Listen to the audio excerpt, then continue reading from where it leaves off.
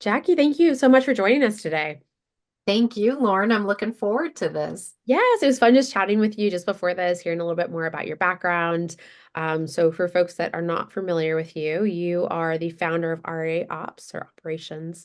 Really, I know you've been, as your website says, and it was literally like the same words that would have come out of my mouth in the trenches as a COO with firms. And so I'm just going to pass it over to you. How did you get into this space? Have you always been in an operations role and a COO role? Why wealth management? Tell us a little bit more about how you found this particular group and where you're at. Yeah, absolutely. And I wish I had some sort of epic story to tell you about how, Yeah. how I ended up in the industry, but it was by, it wasn't intentional. Mhm. It was right out of college, and I was given an opportunity to take a temporary 2-week assignment as a receptionist at Raymond James.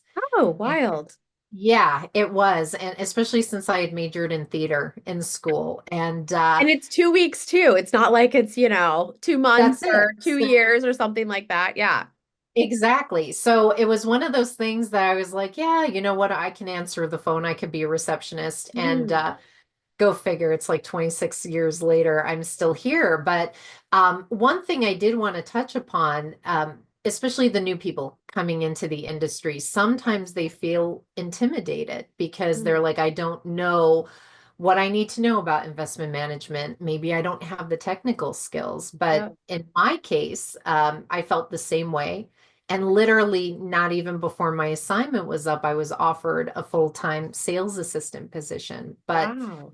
the beauty of our industry is Yeah. there's something out there for everyone. Hmm. And for me, it was the people. It was the human side of things. And I didn't even know that existed in wealth management other than, okay, yes, we have clients. Right. Um, but just the relationships we would get to build with clients and Yes. operations. I quickly moved into the branch operations role, and operations was really exciting for me because, and I know it's kind of like, really?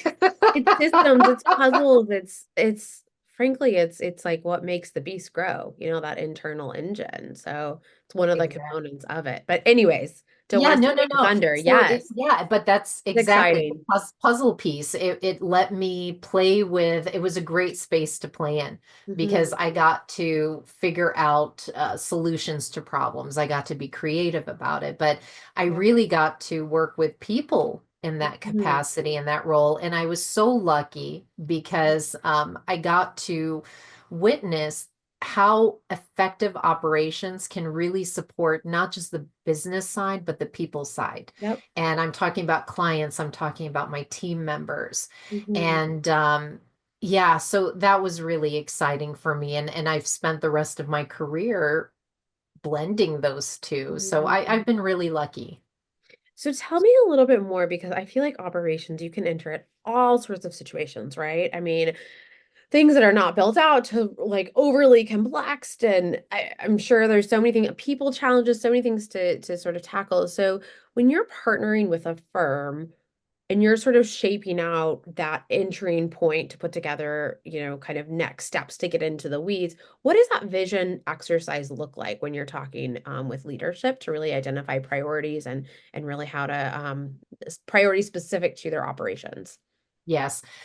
So I probably approach it a little differently because I'm not as regimented. So when I started RIA Ops, I wanted to give advisors an alternative to hiring a full-time COO, a Mhm. full-time director of ops. So when I Right. am engaging with advisors, I want it to be a partnership of sorts. Yep. So a lot of times when I am engaging, um, the firm has, leadership knows this is what we want to focus on. This is what we want to do. And a lot of times it's more of an exploratory exercise. So we really discover what our priorities are by talking through what are the pain points, Mhm. and sometimes we organically stumble upon it. Yep. It's not this formula because they'll be talking about it and then they'll say, oh, and this is happening. So we Yes. may have been focused on one thing, and then throughout the conversation it's like, oh, no, no, no, like we need to this is the Back root up. of the issue. Otherwise, we're Mhm. going to keep putting this Band-Aid on it if we don't address it properly. Yeah, that makes sense. So, out of that conversation, and it's funny, we see the same sort of thing too, especially as we're really unpacking the brand. And there's words that people say just naturally that really help us to really kind of like pin down a true identity for who people are, right? Sometimes those things aren't, they cannot be pre-calculated. They have to sort of be organically kind of fleshed out.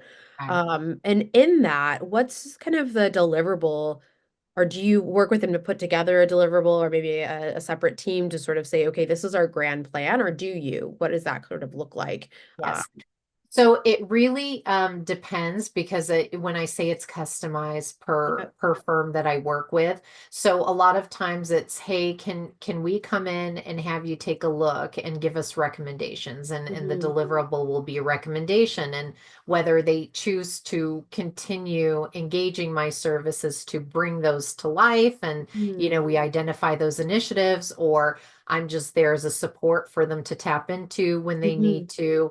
And as we discussed before, we started recording, I'm finding a lot of advisors are Mhm. struggling with the management piece, Mhm. struggling with the people piece of things. So, um, some of the deliverables I've been working with teams is going in and doing one-on-one meetings, coming up with formalized roles and Yep. responsibilities for their teams.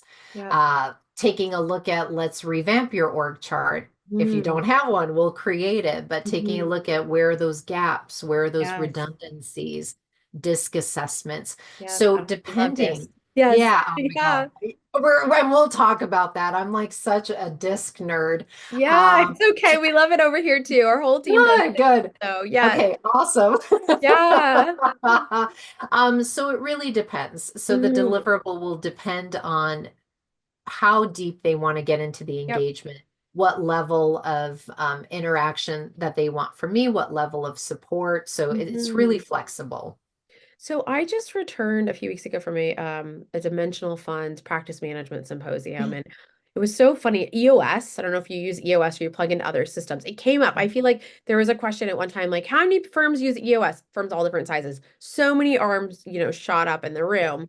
And I'd be curious, do you sort of the outspin, are you working with in other kind of pre-built frameworks like that? Or kind of how Not yet, not not yet. yet? So I Okay. am familiar. So what ends up happening again, as if you had an actual COO in office, Right. if there is a program that you want to incorporate Right. into your practice, I will go do the vetting for them. Got I it. will implement it for them. I will show them how to use it. If you want Mhm. me to run it, I will run it. So, an EOS is obviously a little more complex because there's a Yes, lot, but there yes. are lots of elements of EOS that I do incorporate Makes into my sense. engagements. But yeah, really, so piece of all of this is, hey, we have that flexibility. What have you been curious about? Mhm, Let me mhm. go do the legwork for you and Yep, make it happen for you. yep. Oh my gosh, yes, EOS is very complex in a Yeah. good way. It's complex but simple. But you were talking so many things about like people, people challenges and right people in the right seats and things of that nature, and really identifying key plans. So I had to ask. But so shifting topics a little bit, once we've got an idea of kind of marching orders. Where are we going? What are our specific priorities, our initiatives, various scales and sizes?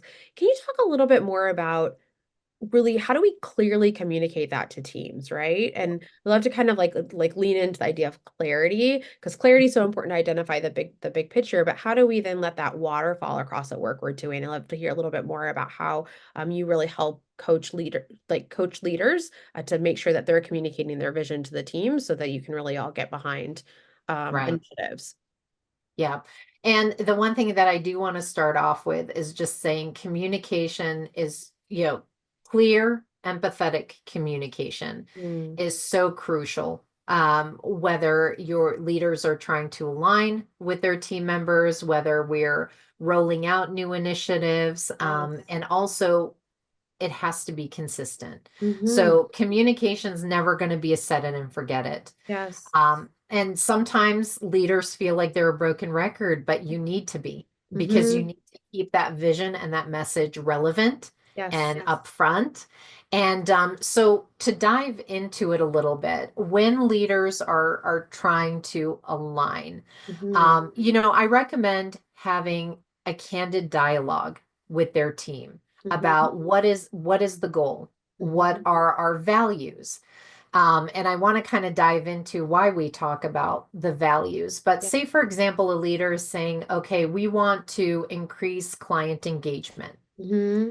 Well, guess what? What does that mean? Because Yep. it's going to be something very different to the leaders than it does to your ops team, to your client Mm-hmm. service team, to your marketing. Mm-hmm. So it's really important for um, not only leaders to explain why it's important. Yep. Why does it matter to our organization and what we're trying to accomplish?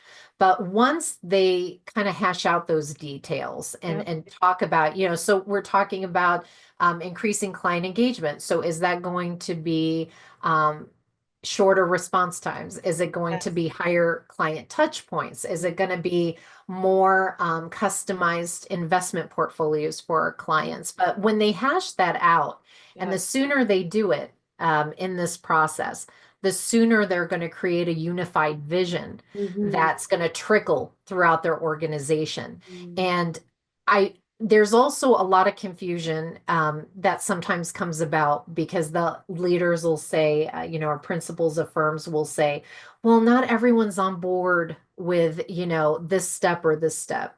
They don't need to be. Yep. So they don't need to be on board with every step of it, but they do need to be on board with the end result. Like Mm-hmm. we've all got to be headed towards that same direction. We That's don't have right. to all agree where we're going to stop going Yep. there.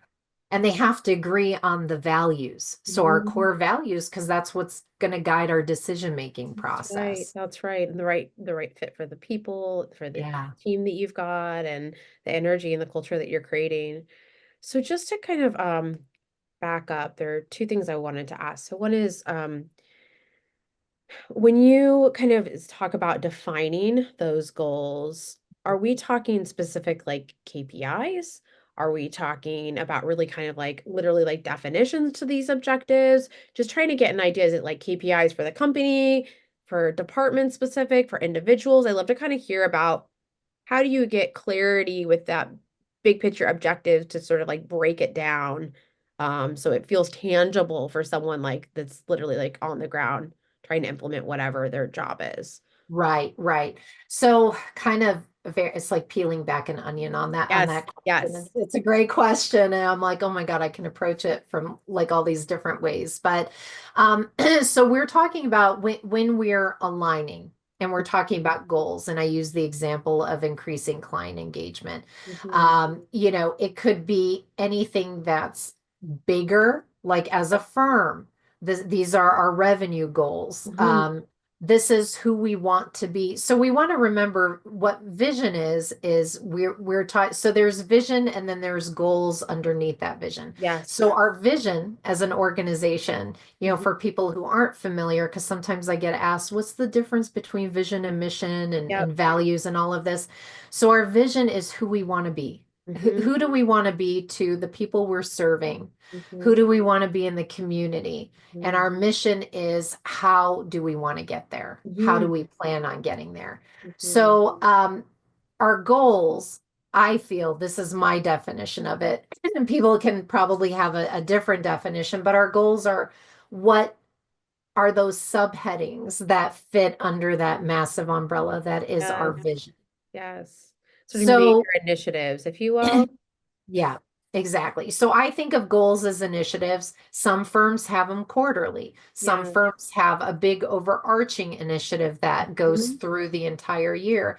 Yeah. So let's talk about once we've identified what that is, how does leadership communicate that to a Mhm. team? Mhm. So I definitely recommend framing it in a way that you are rolling it out to the people it pertains to. So Mhm. let's talk about departments. That's probably the easiest segment. So Yes. if we're talking about enhancing our client experience as an initiative, well, when we're talking to marketing, we're going to have targets or KPIs of, okay, do we revamp our materials? Do we update our website? Yes. How do we communicate our commitment to our clients? Mm-hmm. Client services department, they're going to look at it differently. We're going to look at, hey, how do we make those touch points more meaningful so that we're Yes. deepening that relationship? So KPIs associated with that. And Mhm. we'll talk about tools that they can use to keep track of KPIs if that's okay. But when we're talking to the portfolio management department, what are we doing to help customize our advice? Yes. So by doing that, we're not overwhelming our team members with a bunch of information that they don't necessarily need, Yep. but we're keeping them informed. And I also always recommend that leaders set up a space Mm-hmm. where their managers, their departments, their teams, however they're built out, it's going to be different for everyone, but Yes. that they have a place where people can ask the questions, they can Mhm. make suggestions, because that builds that culture of ownership, empowerment, Yes. Yep. and they don't feel like they're just, they feel like they're active participants, not, Mhm. passive receivers of a message. So that's Mhm. really important. I love that. That's such a good line. Passive receivers of a message. It's Okay. so true. Right? So you don't want to be just like talked to, right? But you're like involved and engaged and you have that buy-in and you can see how that impacts your day to day and ultimately maps back up to the bigger picture. My Yeah. goodness, I feel like we could talk about all this for Well, I know, time. because the next Yeah. thing, as you were talking about that, Lauren, the word that came to me is the why. Hmm. And I do want to touch upon that as well, because that's such a huge piece of communication. And when big decisions are being made, people get scared when they have that passive seat, Yep. So when we allow people to understand the why Hmm. behind bigger decisions we're making in our Hmm. practices, when we allow our team members to understand what their contribution is to Yep. our overall vision, man, that's just magic right there, because it changes people's mindsets. It changes Hmm. how everyone wants to feel like they have purpose. That's right. And, so it's like trying to explain to them where they fit in this equation is Yep. essential. Yep. I love that. So, I do want to touch on kind of just one other point of it. So we talked a lot about kind of rolling these pieces out across departments and teams. And we talked about how we make sure that we've got that drumbeat, right? So people can be involved with it, they can ask questions and what have you.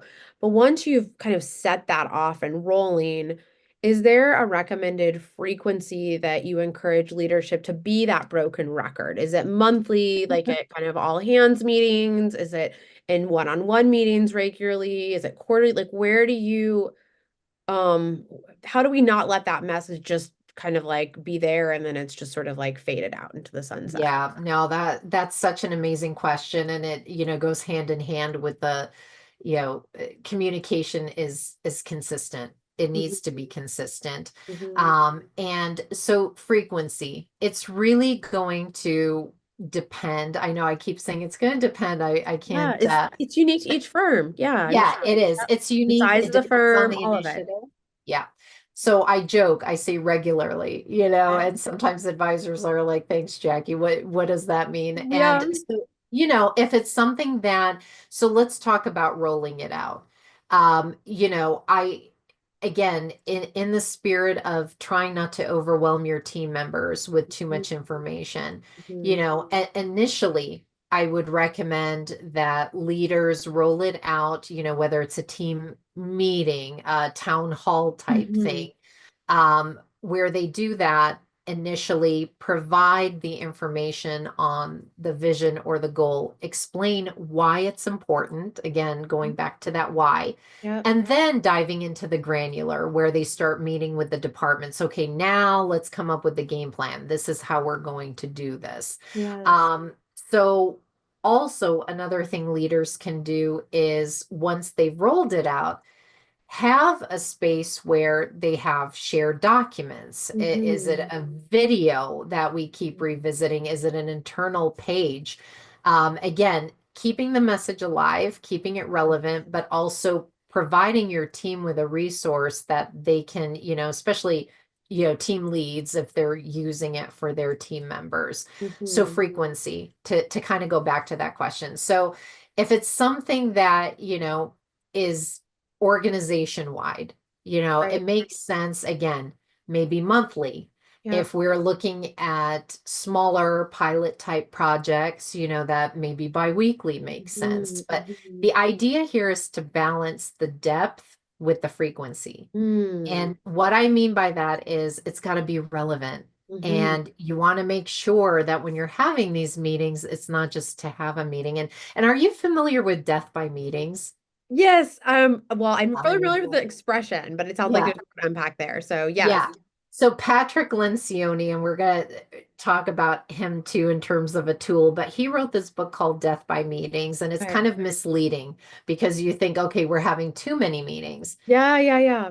His premise is we're not having enough meetings and Mm, we're not having enough relevant meetings. So mm. we kind of force people to be in a team meeting. And, one of the complaints I hear is, we're having to sit and listen through something that doesn't even pertain to us. So Yes, yes, it's not about cutting down on meetings, but it's about structuring your meetings so that there's more relevancy towards them. yes. And that way we're not overwhelming people or, the Charlie Brown teacher hearing the wah, wah, wah, I know, So, I know. It makes you think yeah, of the yeah, death by PowerPoint expression too, right? Like yeah, you're just sort of like, oh my gosh, like, it's just sort of not relevant. I mean, yeah, or yes. maybe it's relevant, but it's just you're just sort of like it's not clicking. So, um, Exactly. Or we're, keep going on and on about it. It's like, okay, we got it in the first 30 seconds. yes, So yeah, yes, yeah. Team, I empathize with advisors because team meetings are difficult. It takes effort to put together an agenda. It takes effort to yep. facilitate it. And sometimes they feel like they're just standing in front of a room and just talking at people. Yep, I know. There's a balance, right? So, but if Yeah. it doesn't happen, then like you said, you have to be, especially as you grow your team, that broken record, right? With the messaging and for it to all really sink in. So it's a balance. But oh my gosh, Jackie, this is so fun. I feel like we have so much more to even unpack. We're just scratching the surface here. So I really appreciate your expertise that you're bringing to the table. Like you said, being in the trenches, right? In that COO role, but then how you really think about big picture and how does it waterfall across the board with that clarity being constant. So, any other things that you want to make sure that you share or key takeaways where folks can learn more? Yeah. So I think the main key takeaway that I'd like to share is, oftentimes we think operations is all about efficiency, Mhm, processes, the technology. mhm. But ultimately it's about the people. Yes. And it's about Mhm, centering our focus on the people, whether it's our clients, our colleagues, mhm, ourselves. mhm. And I really feel like once we do that, we come from a place of making decisions and they feel right. It's not just because we're making a decision because it looks right on paper. Yep. And so that sort of philosophy and that sort of approach really helps firms to thrive Mhm. because they're building a foundation of trust. They're Yep. building a foundation of purpose, and that's something that I am so passionate about trying to bring to the wealth management space. And I feel like more and more advisors are getting on board with that and realizing, yeah, I can do the churn and burn model and I can still grow. But Yep. hey, I want a team that I can, that plays with me, that grows with me, that, Yes. you Yes. know, that kind of sounding board and that partnership in this path to growth and helping our clients. I love that. There's a quote. It's something about it's not just about the people. It's all about the people, right? I love And that. like at the Yeah. end of the day, it's about values. It's about creating that right culture, and it's through that that you really can grow, right? So, Yeah. well, Jackie, thank you so much for your time today. And folks can learn more at it's RIA-Ops. Yeah, I know. So it's ria-ops.com.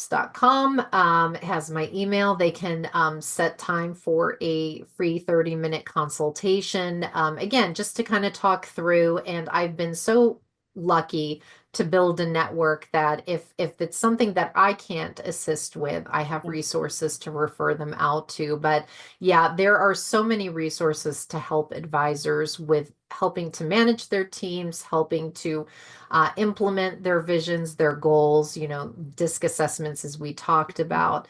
Patrick Lencioni, someone to definitely the five dysfunctions of a team, and then also Simon Sinek, Mhm. understanding our why Yeah. and how that pertains to our everyday. So there's so many tools out there. More than happy to talk to anyone that wants to hear about those and just to kind of get to know with what's going on in their practices. Great. Jackie, thank you so much. We'll make sure to link below as well. Appreciate your time today. Thank you. Thank you. This was fun. It was.